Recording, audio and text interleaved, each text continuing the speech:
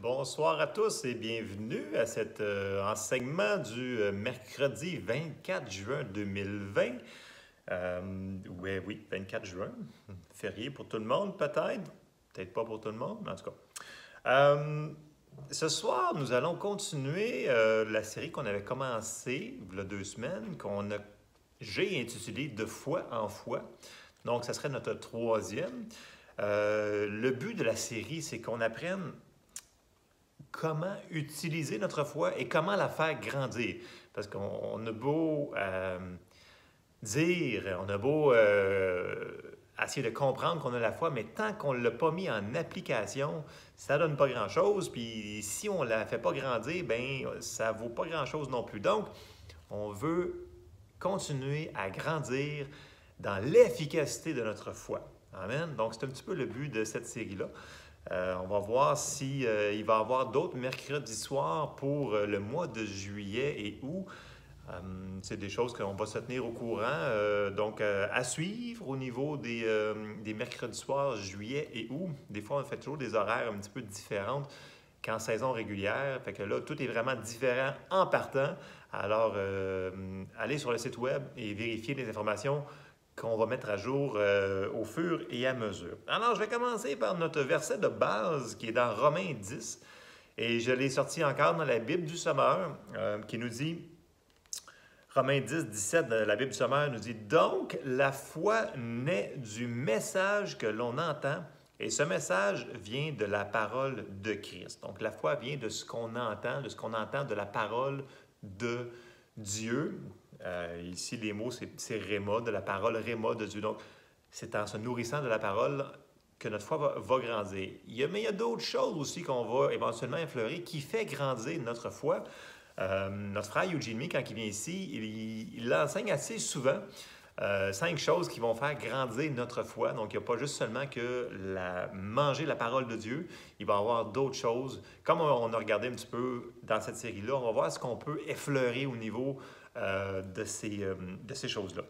On a dit que la base de notre foi est la connaissance de la parole de Dieu.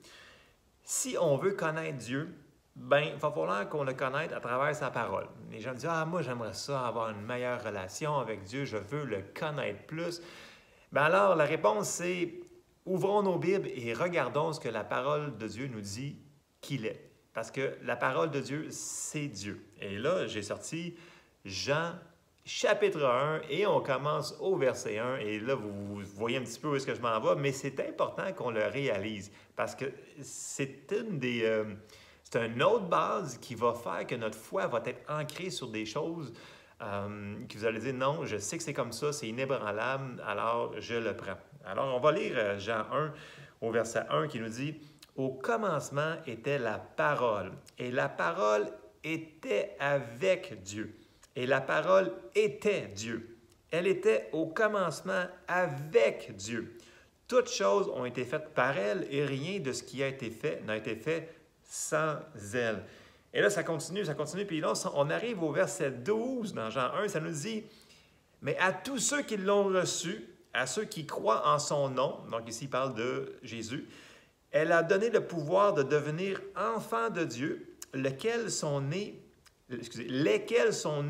non du sang, ni de la volonté de la chair, ni de la volonté de l'homme, mais de Dieu. Et la parole a été faite chair, et elle a habité parmi nous, pleine de grâce et de vérité, et nous avons contemplé sa gloire, une gloire comme la gloire du Fils unique venu du Père. » Ces versets-là nous montrent clairement que si je voudrais interchanger le mot « parole de Dieu » et « Jésus », ben je ne ferais pas aucune injustice à ce que je viens de dire, parce que on vient de lire que la parole est Dieu, la parole est devenue chair, la parole, c'est par elle que nous avons été sauvés, donc la parole, c'est Jésus. Et quand on comprend ça, que la parole égale Jésus, dans notre équation égale Jésus, bien, quand on va mettre la parole en application ou en pratique dans nos vies, on vient de mettre Jésus en application dans nos vies. Fait que quand on dit au nom de Jésus, bien, ça comprend tout ce qui est dans la parole, entre autres, et toute l'autorité qu'il y a sur ce nom-là. Et ça, c'est une révélation qu'il faut qu'on grandisse de révélation en révélation en révélation, de comprendre que la parole, c'est Jésus. Alors, juste ça, là, c'est quelque chose qu'on pourrait méditer pendant longtemps. Alors, on va continuer. On va réviser un petit peu. Bien entendu, on sait que c'est à cause de Jésus, c'est tout lui, c'est grâce à lui, c'est lui qui a tout fait, qui a payé le prix, qu'on est enfant de Dieu. Et là, c'est important que, je vais répéter souvent, enfant de Dieu ce soir, parce que c'est qui on est. On est des enfants de Dieu. Et bien entendu, en tant qu'enfant, on a des privilèges. Eh oui, oui, oui, je vous le dis. Je ne sais pas si vous avez des enfants, des petits-enfants proches de vous, là. Ils ont des privilèges, OK? On en prend soin normalement. On a regardé que dans Jacques, on sait qu'on doit mettre la parole en pratique. Sinon, la foi sans les œuvres, ça nous dit, la foi sans les œuvres, elle est morte. On a regardé ça, que si on ne met pas en application les choses que l'on sait de notre foi, bien, c'est comme si notre foi, elle est morte. Et on le voit à plusieurs reprises dans différents livres, mais dans Jacques, c'est quand même assez clair la manière que c'est expliqué. Donc, il faut mettre les choses qu'on sait en application. Les tout petites choses que l'on sait, il faut les mettre en application. Et ces petites choses-là vont nous amener vers des moyennes choses et des grandes choses. Puis, ça ne prend pas beaucoup de petites choses pour faire arriver un grand miracle. Si vous regardez dans les évangiles, ça prenait un petit peu de foi et pouf, vous voyez qu'il y a eu des miracles. Puis même dans vos vies à vous, souvent, si vous êtes comme moi, on a prié une prière, puis tout à coup, il s'est passé des choses qu'on ne s'attendait à pas parce que Dieu, il est bon, c'est sa nature d'être bon, puis c'est sa nature d'en faire plus qu'on lui demande. Amen. Fait qu'il faut rester toujours dans cette pensée-là que Dieu est meilleur qu'on peut penser qu'il peut être. Il est plus d'amour qu'on peut penser qu'il... Puis si on reste dans cette mentalité-là, on va approcher Dieu d'une manière différente. Et ça, c'est important. On a regardé aussi qu'on doit discerner ce qui est de Dieu et ce qui n'est pas de Dieu pour pouvoir faire le bon combat de la foi. On a dit dans Jean 10 que le voleur ne vient que pour dérober, égorger et détruire. Jésus a dit, moi, je suis venu afin que les brebis aient la vie et qu'elles soient dans l'abondance.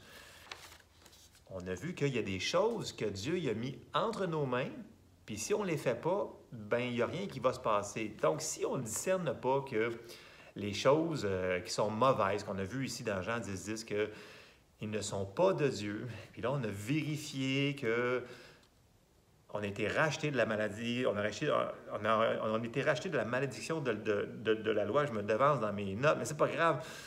C'est pas ça le point. Le point, c'est que dans Jean 10, il nous dit, écoutez, quand vous allez voir ces choses-là, les belles choses arriver, ça, c'est de Dieu. Puis toutes les choses qui sont pas bonnes, ben c'est pas de Dieu. Puis là, les choses, vous dites, ouais, mais s'il m'arrive telle chose, c'est pour me faire grandir. Écoutez, ça dit, ouais, bien, l'Éternel délivre toujours le juste du malheur. Puis c'est vrai, mais ça ne dit pas que l'Éternel ne permettra pas au juste qu'il arrive quelque chose. Et ça, c'est une affaire que les gens, ils ne comprennent pas. Ils disent, ah, ben, parce qu'il m'est arrivé quelque chose, j'ai dû faire un péché quelconque et c'est à cause de ça. Puis là, Dieu, il l'a permis, bien entendu, parce qu'il travaille avec le diable pour nous permettre de nous tester. Non, non, non, non. C'est tout à l'envers, cette affaire-là. Ça ne marche pas, ça ne tient pas la route. Ça prend les versets en contexte. Le Seigneur, il va permettre des choses. Puis on est dans un monde où on avait dit dans les versets que Satan est le Dieu de ce monde. Donc, ça se peut qu'il arrive des choses dans notre vie qui ne sont pas de Dieu. Il faut les reconnaître. Une fois qu'on les a reconnus que ce n'est pas Dieu qui est l'auteur de ces choses-là, bien là, on peut lui demander son aide, mettre notre foi en application sur les choses qu'on veut qui s'enlèvent de nos vies. C'est un peu comme ça, parce que Jésus lui-même a dit, dans ce monde, vous aurez des tribulations. Il n'y a personne qui veut lire ces versets-là, parce qu'on ne veut pas entendre ça, mais c'est la vérité. Mais ce qu'il faut mettre l'emphase, c'est que dans toutes ces choses, puis là, Paul, il marque en gros dans ses épîtres, il dit, ces choses sont légères afflictions, ne sont que temporaires. Puis les légères afflictions que Paul, il parle dans le contexte, c'est il a été lapidé, naufragé, il a été battu de verge, toute cette affaire-là. et il appelle tout ça légère affliction du moment. Fait que, tu sais, mettons ça en contexte, là. On n'a pas encore été jusque-là. Je ne veux pas dire que ça va nous arriver, là, mais on est dans un monde qu'on a dit que si on a des armes, si Dieu nous a donné toutes les armes dans Éphésiens, etc., mais c'est parce qu'il faut qu'on s'en serve, sinon on ne nous en aurait pas donné, il nous aurait donné un beau pot de fleurs, puis ça aurait fini là. Ben non, tant qu'on est sur la terre, il va falloir qu'on prenne notre courage, puis qu'on demande au Seigneur, aide-moi à battre le bon combat de la foi. Ce qu'on va regarder un petit peu plus loin, et là je suis rendu bien plus loin, je suis sorti de mes notes et en dehors de mes notes, mais c'est pas grave, je suis sûr que c'est bon. Dans Jacques 4, 7, ça nous dit, soumettez-vous donc à Dieu, résistez au diable, et il fuira loin de vous.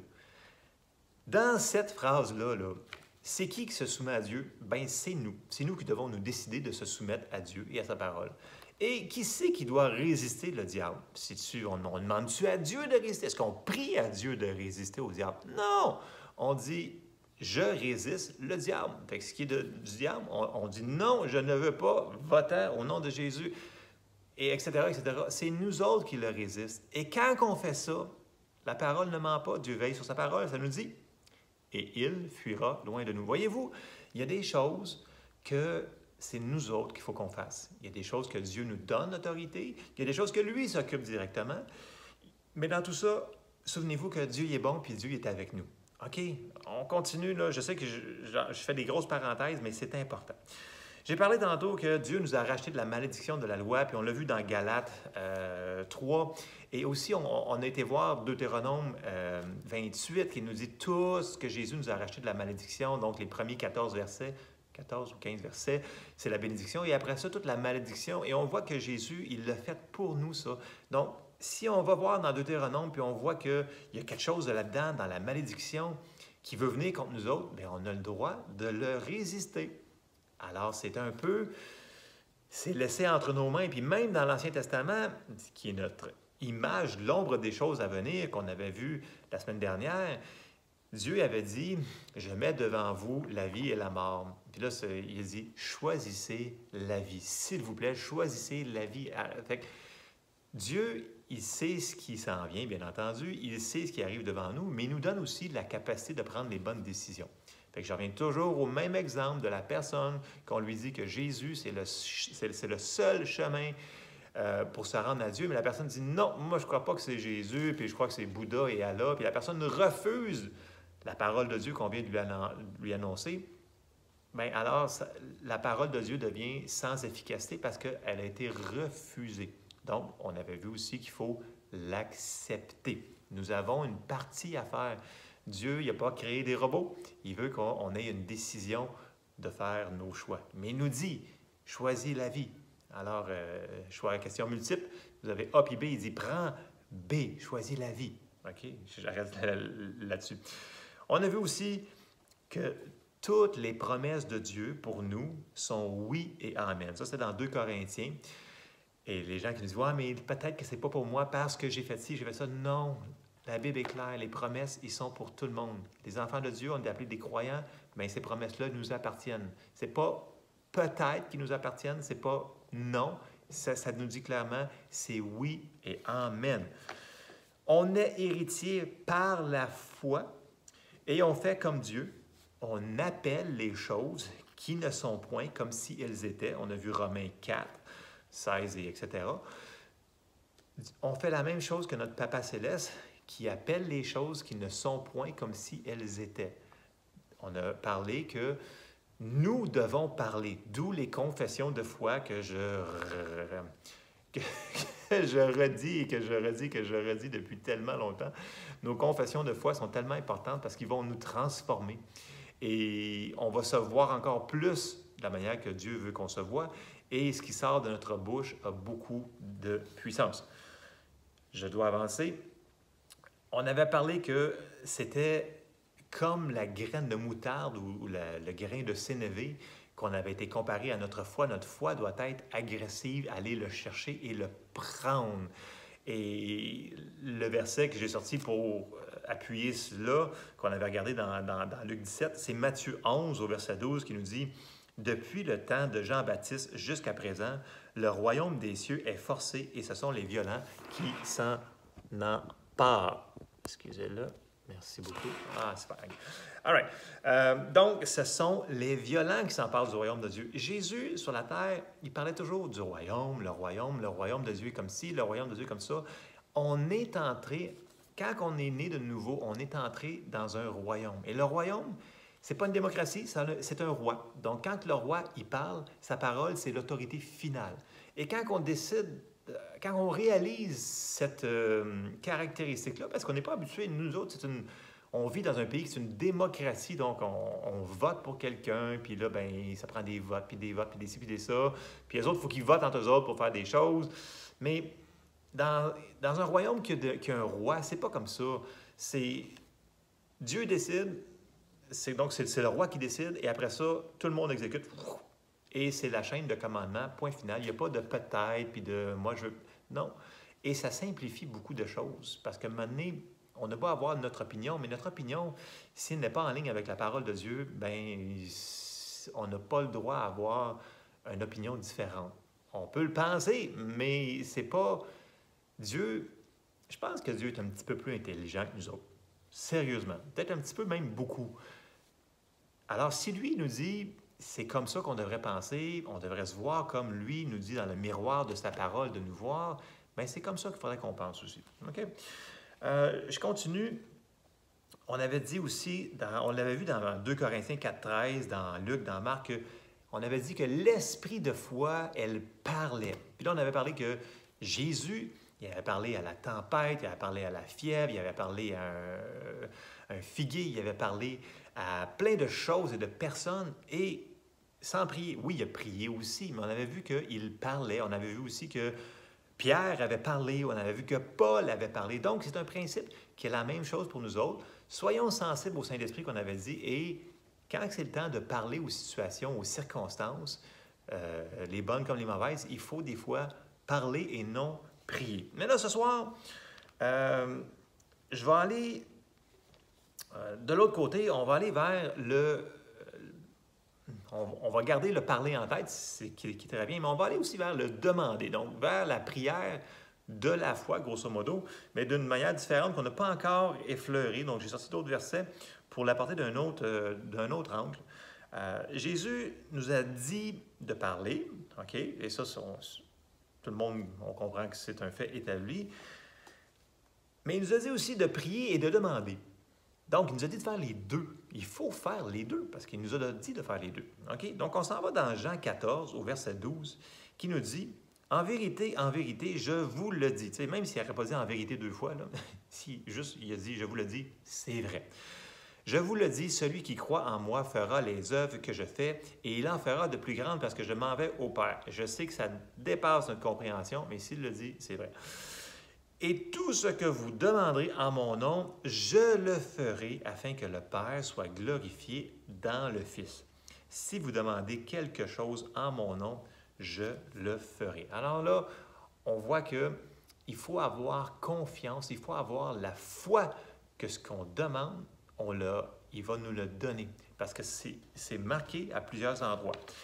Là, ce que je veux faire le point, c'est que dans plusieurs endroits, comme dans Marc 11, 22, 23, 24, quand on arrive au verset 25, il nous dit, oui, vous demandez, mais il dit, lorsque vous êtes debout en prière, pardonnez si vous avez quelque chose contre votre frère. Il dit aussi ailleurs, quand il explique comment prier à ses disciples, il dit, notre Père qui est aux cieux, pardonne-nous nos offenses, comme nous aussi, nous pardonnons à ceux qui nous ont offensés. On peut voir que dans la prière, il va y avoir une chose qui peut nous nuire beaucoup, et c'est le manque de pardon, donc le manque de marcher dans l'amour. Et ça, c'est une chose qu'il faut qu'on vérifie constamment. Est-ce que j'ai laissé quelque chose rentrer dans mon cœur ou que j'ai fait que ça m'irrite en dedans? Je vois que ma conscience n'est pas claire sur certaines choses. Alors, c'est tout simple, on confesse nos péchés et Jésus nous pardonne. Et s'il faut qu'on ait demandé pardon à quelqu'un, oui, ça prend du courage, mais on peut leur demander pardon quand même. On ne veut pas couper notre relation et notre vie de prière avec Dieu. Vous allez me dire, ouais, mais je le sais ça depuis tout ce temps-là. Oui, mais il faut le mettre en pratique. Il y a des gens qui me disent « Ouais, mais ça fait 10 ans, là, puis ouais, j'y ai pardonné, mais j'y ai pas oublié. » Bien, ça marche pas, cette affaire-là. À un moment donné, quand tu pardonnes, je sais que c'est pas facile. On peut demander « Seigneur, aide-moi à pardonner. » Puis un des meilleurs trucs là, que je peux vous donner, là, c'est que s'il y a une personne qui vous fait du tort, du mal, puis c'est vraiment pas gentil, priez pour cette personne-là. Faites ce que la Bible a dit, priez pour, là ça dit vos ennemis, mais ça dit prier pour. Et quand on prie pour une personne, on dirait que, waouh, ça vient tellement facile de pardonner à la personne, on dirait que c'est comme naturellement facile. Donc, faites-les pas pour l'autre personne, faites-les pour vous. Gardez votre vie de prière intacte. Amen. La parole nous dit que nous devons pardonner si on veut recevoir. On a plusieurs versets, on n'ira pas dedans ce soir, c'est trop long. Comme notre Père Céleste nous pardonne. Et là, on doit avoir une conscience et un cœur pur. C'est ce que j'ai mentionné tantôt. Et je veux qu'on aille dans 1 Timothée au chapitre 1 qui nous dit, on va commencer au verset 4, « Et de ne pas s'attacher à des fables et à des généalogies sans fin qui produisent des discussions plutôt qu'elles n'avancent l'œuvre de Dieu dans la foi. » Là, ici en contexte, là, parce que je condense, Paul est en train d'exhorter Timothée de fonctionner d'une certaine manière, puis de ranimer le don de Dieu qui est en lui. Puis là, il dit, regarde, laisse faire les discussions, puis les affaires, là, ça mène nulle part. Il dit, il faut que ce soit la parole de Dieu, parce que les fables, les généalogies sans fin, il y en a partout. On ne les appelle pas comme ça aujourd'hui. On va plus appeler ça la tradition de la religion. C'est marqué dans le cantique numéro 438, puis on l'a toujours chanté de même depuis 40 ans. Mais si ce n'est pas basé sur la parole de Dieu, c'est des fables et ça ne mène nulle part. Ça dit que ça produit des discussions plutôt qu'elles n'avancent l'œuvre de Dieu. Puis les discussions, ben ça peut mener nulle part. Je continue au verset 5, ça nous dit « Le but du commandement, c'est un amour venant d'un cœur pur, donc le cœur pur, une bonne conscience, on le sait quand il y a quelque chose qui ne marche pas, et d'une foi sincère. » Donc, ils sont reliés ensemble. Si notre cœur, si notre conscience nous... comment je dirais ça? Si notre conscience nous irrite, je vais utiliser le mot irriter, j'ai un mot en anglais, mais c'est pas ça. Si notre conscience nous irrite ou nous fatigue, c'est parce qu'il y a quelque chose que le Saint-Esprit probablement qui est en train de nous dire, écoute, il dit ça, il faudrait que tu règles ça.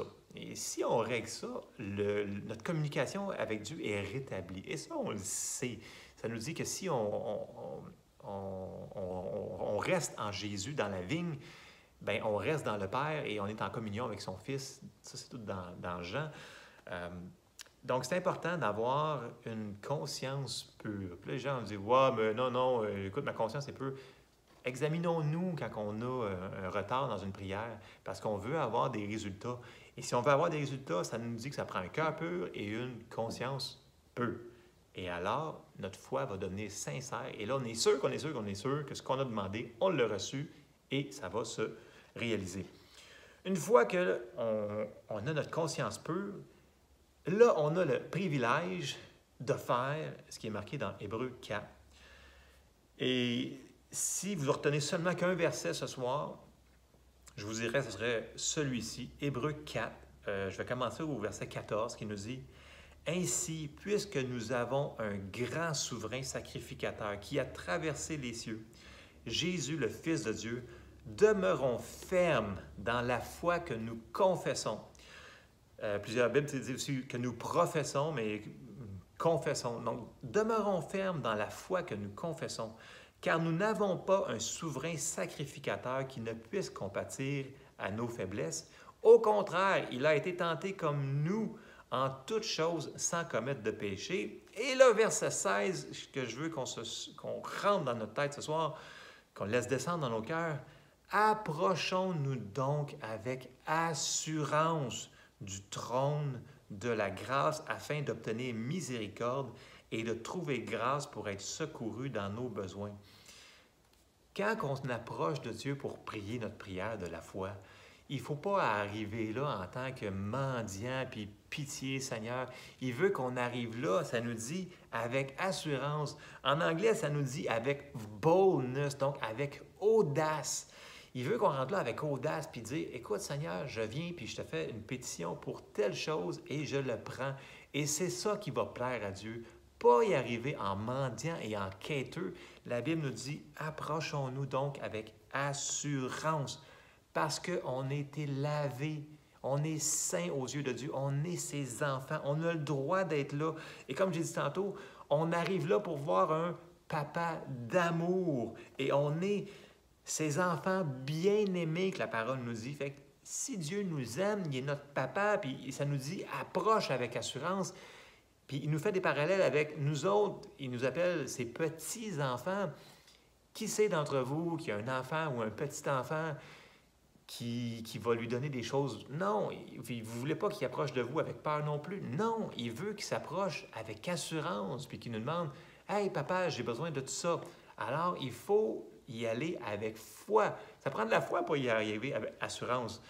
Si on a fait les choses préalables qu'on a dit, que si le Saint-Esprit nous dit « Écoute, ta conscience, là, c'est pas clair, ton cœur, tu as quelque chose dans ton cœur contre telle personne, tu devrais pardonner. » Faisons avant les versets qu'on a vus et on va pouvoir avoir accès avec assurance au trône de grâce. Et ça, c'est une merveilleuse nouvelle d'avoir accès comme ça au trône de Dieu.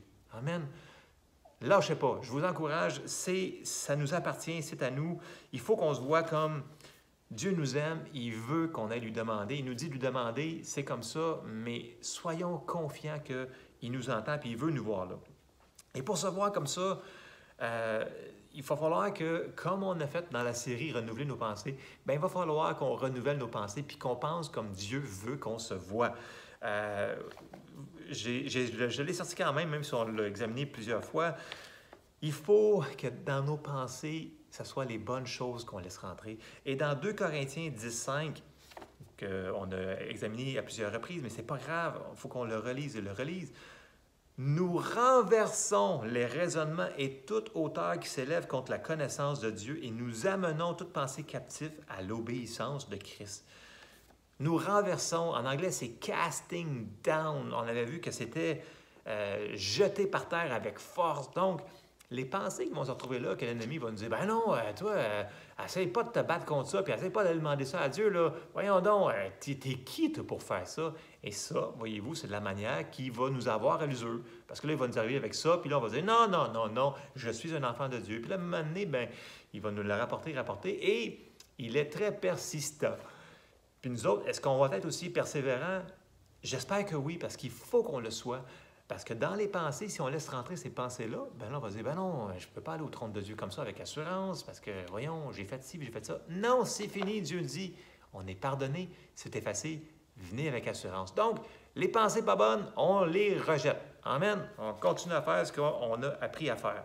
Après ça, je continue, je m'en vais dans 1 Timothée 6,12, qui nous dit...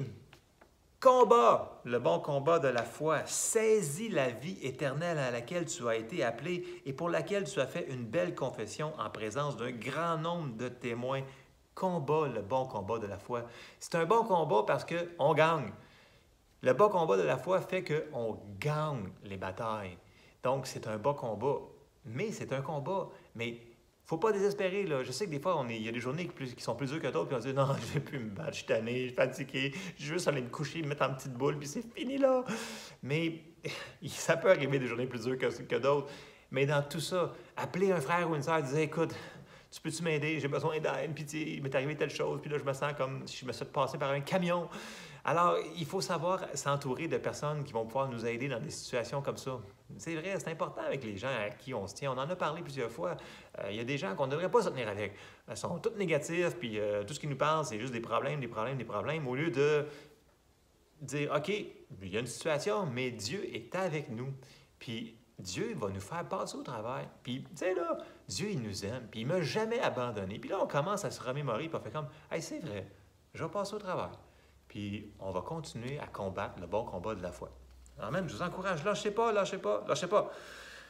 Dieu, il était avec nous. Dans Matthieu 28, 20, Jésus nous avait dit, juste avant qu'il s'en aille au ciel, il dit, ouais, c'est ça, j'ai skippé toutes les autres avant, j'arrive au verset 20 dans Matthieu 28, et enseignez-leur à observer tout ce que je vous ai prescrit. Il dit, allez par tout le monde, là. Il dit, et voici, je suis avec vous tous les jours jusqu'à la fin du monde. Jésus a dit, « Je suis avec vous jusqu'à la fin du monde. » Il l'a dit, il est avec nous jusqu'à la fin du monde. Pas rien que ça, il a dit, « Le Consolateur qu'il va envoyer est en nous, et on n'est jamais seul parce qu'il est là, et il nous aime. » Et si on s'en va dans Jean 16, au verset 13, Jésus nous avait dit, « Quand le Consolateur sera venu, l'Esprit de vérité, donc il parle du Saint-Esprit ici, il vous conduira dans toute la vérité, car il ne parlera pas de lui-même, mais il dira tout ce qu'il aura entendu, et il vous annoncera les choses à venir. » Le Saint-Esprit est appelé notre Consolateur. Et bien entendu, on voit qu'aux Actes des Apôtres, le Consolateur est descendu sur la terre au jour de la Pentecôte, et ils furent tous baptisés du Saint-Esprit. Mais même s'il y a une personne qui me dit « Ouais, mais moi, je ne suis pas baptisé du Saint-Esprit, je ne prie pas en langue. » Tu es né de nouveau, le Saint-Esprit habite en toi. L'Esprit est déjà en dedans de toi. Donc, si ça peut rassurer des gens, parce que les gens disent « Ouais, mais moi, j'ai le baptême du Saint-Esprit, je ne suis pas certain encore. » C'est pas grave. Continue à lire les promesses, mais regarde les versets qui nous disent que le Saint-Esprit habite en nous. Le baptême du Saint-Esprit, c'est le Saint-Esprit qui vient sur nous. OK? Donc, même si la personne n'est pas baptisée du Saint-Esprit, qui parle avec l'évidence de parler en d'autres langues, comme la Bible nous dit, n'empêche que le Saint-Esprit vit en nous. OK? Fait que ça, j'espère que je fais la parenthèse pour pas qu'il y ait personne qui me dise « Ouais, mais tu as dit qu'il fallait faire ci, il fallait faire ça. » Non, c'est important de rassurer les gens sur toutes ces choses-là. Vous savez, c'est de révélation en révélation. On n'est pas tous au même endroit. Puis il y en a que ça fait 1 an qu'ils marchent avec le Seigneur. Il y en a que ça fait 1 an qu'ils sont revenus avec le Seigneur, puis ils ont été 30 ans, puis sauvés. Écoutez, peu importe où est-ce qu'on est, prenons l'endroit où est-ce qu'on est rendu avec la révélation qu'on a, puis marchons avec. Ce qu'on a reçu comme révélation, mettons-le en pratique, et c'est là qu'on va continuer à grandir. Et pour terminer avec pour le Saint-Esprit, on lui appartient, puis Dieu, il prend soin de ce qui lui appartient. Écoutez, Dieu, c'est pas quelqu'un qui est irresponsable. S'il nous dit qu'on lui appartient, bien, il prend soin de nous en partant. OK? Et dans Éphésiens, ça nous montre, pour tous ceux qui veulent avoir la confirmation que le Saint-Esprit est en nous, dans Éphésiens 1, au verset 12, ça nous dit « Afin que nous servions à la louange de sa gloire, nous qui d'avance avons espéré en Christ, en lui, vous aussi, après avoir entendu la parole de la vérité, l'évangile de votre salut, en lui vous avez cru et vous avez été scellés du Saint-Esprit qui avait été promis. » Verset 14, « Lequel est un gage de notre héritage pour la rédemption de ceux que Dieu s'est acquis à la louange de Dieu. » Donc, verset 13, ceux qui ont, après avoir entendu la parole de vérité, l'évangile de notre salut, à ceux qui ont cru, tous nous autres qui sont des croyants de Jésus, on a été scellés du Saint-Esprit qui avait été promis. Donc, c'est comme si on a...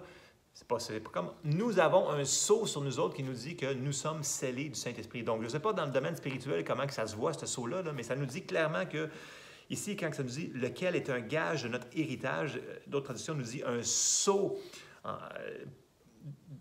pour la rédemption de ceux que Dieu s'est acquis, qui sont à lui, à la louange de sa gloire. C'est comme si Dieu nous aurait...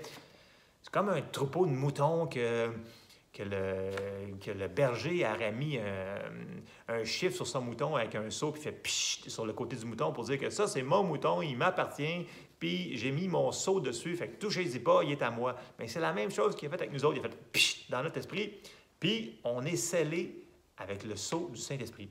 Alors, on lui appartient. Donc ça, c'est rassurant de savoir qu'on est à lui.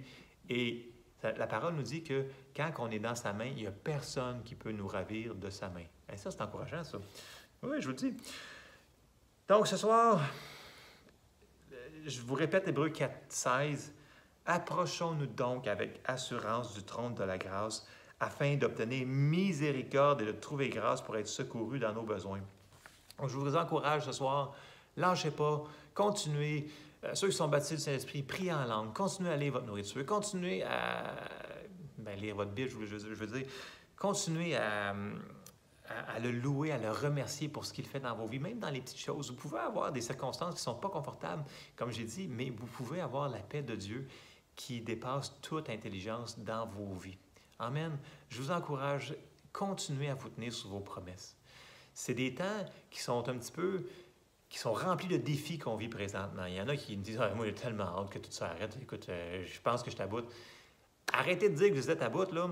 Je sais que des fois, on semble vouloir être à bout, mais confessez à la place, écoute, c'est des moments avec des défis, mais Dieu est avec moi. Et là, dans vos confessions, rajoutez, Dieu me fait toujours passer au travers.